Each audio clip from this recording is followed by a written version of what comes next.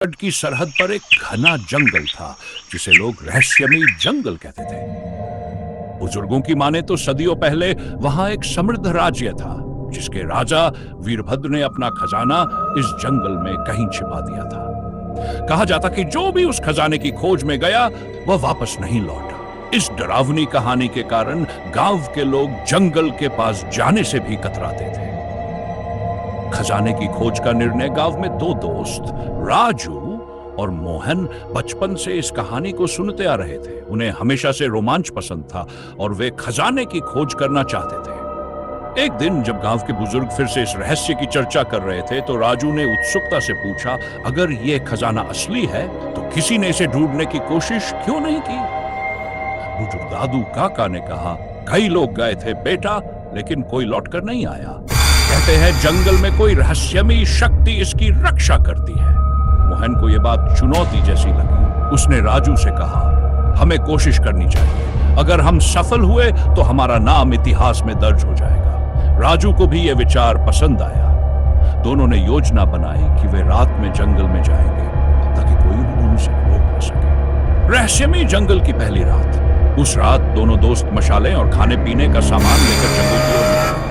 चारों तरफ घना अंधेरा था, केवल झींगुरों और उल्लुओं की आवाज सुनाई दे रही थी।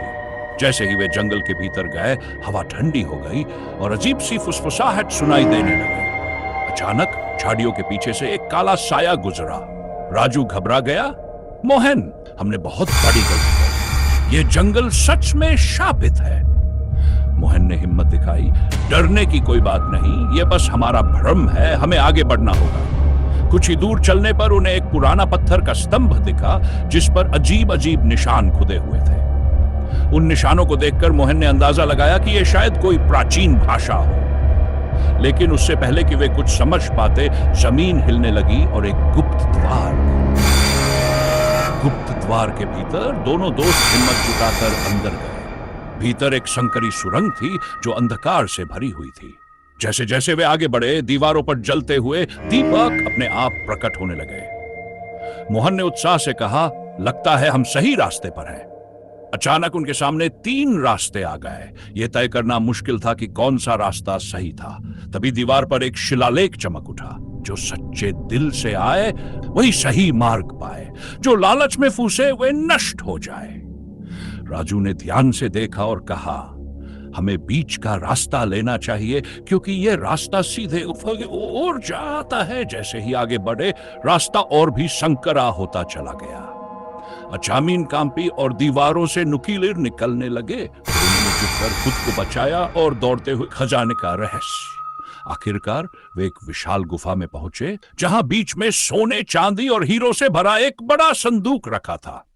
लेकिन जैसे ही उन्होंने उसे छूना चाहा, गुफा की छत से एक तेज रोशनी चमकी और उनके सामने एक बूढ़ा साधु प्रकट हुआ। उसने गंभीर स्वर में कहा, यह खजाना केवल उन्हीं के लिए है जो इसका सही उपयोग करेंगे। अगर तुम्हारे मन में लालच है तो यह खजाना तुम्हारे लिए अभिशाप बन जाएगा। राजू और मोहन ने एक दूसरे की ओर देखा। उन्होंने कहा, हम इस खजाने का उपयोग गांव की भलाई के लिए करेंगे। हम स्कूल बनाएंगे, अस्पताल बनाएंगे और गरीबों की मदद करेंगे। बूढ़ा साधु मुस्कुराया और कहा, सच्चे हृदय वाले ही इस खजाने के हकदार होते हैं। यह अब तुम्हारा है।